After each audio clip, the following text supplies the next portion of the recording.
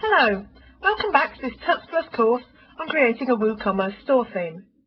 In this part of the course, I'll be showing you the WooCommerce files, how they're structured, and which template files in WooCommerce you'll need to copy into your theme and edit to create your WooCommerce theme. Now what I've done to get started is created a store. And here you'll see I've created a store using the dummy data that's provided with WooCommerce.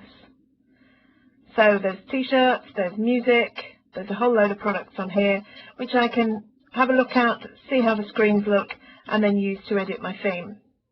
But first, let's have a look at the template files in WooCommerce. So here are the files provided by the WooCommerce plugin, which we had a quick look at in the introduction. Now the files that you're going to be looking at are templates, and as you can see, there's a whole bunch of them. So let's open those here in Coda. Now the first file that we're going to be looking at is the product file. Now there is a file called singleproduct.php, which is the template file for an individual product. And as you can see, it tells you here how to override it by copying it to your theme in a WooCommerce folder. But as you can also see, it consists of lots of actions instead of actually having any content.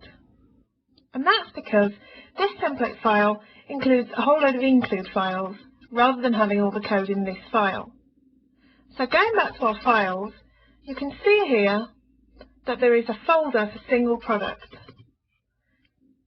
And in there are all the include files that will be included in your product. So for example, we have product image. Here you have the code that outputs the product image in your WooCommerce store. Now let's have a quick look at how that looks in the store.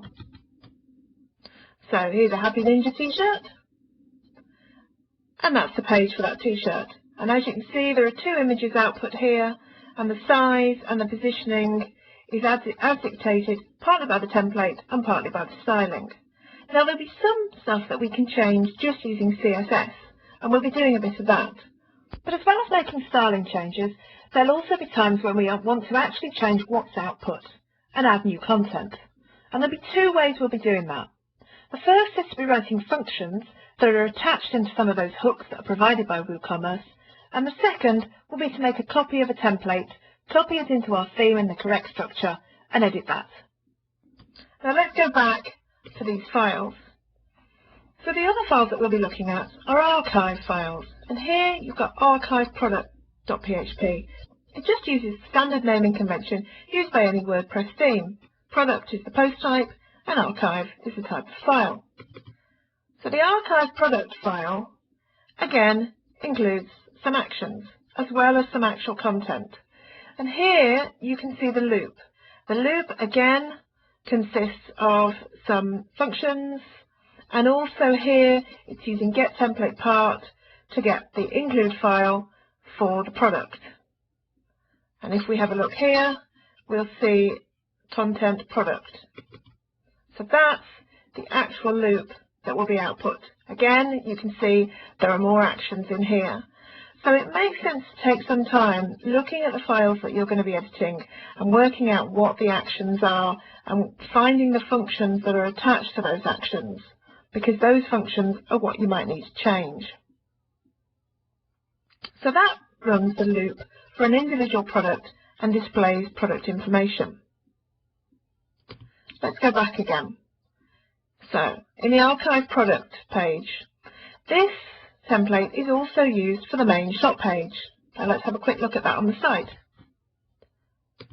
So I've set that as my home page, and as you can see here we've got a store page with all of my products displayed. Now instead of copying this template file and creating a duplicate of it in our theme, what we'll do here is we'll hook into these actions. So this WooCommerce before main content action here, we can use on the home page, and we can also use it on the archive pages if we want to, because this template powers both the main shop page and the product archive pages.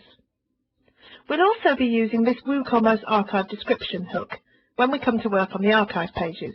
So again, let's look at the shop and have a look at an example.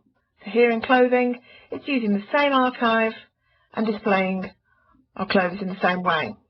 So we'll be copying these files into our theme and making edits to them as we work through this course. And what I want to do on the home page is add a nice big banner above the shop and the cart, so that it looks a little bit special. It looks more like a home page than just any old archive page. So that's how template files work in WooCommerce. Each page in your store has a template file which defines how it outputs content. And as we've seen, there are also include files which are used for the specific elements of the page. Now what we'll be doing is copying some of those into our theme, editing them so that they look exactly how we want to. So that's it.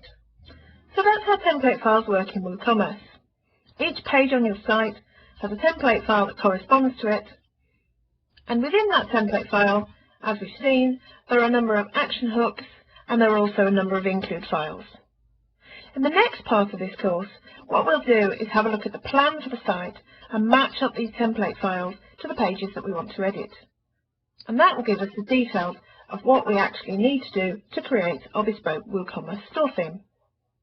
See you next time, and thanks for watching.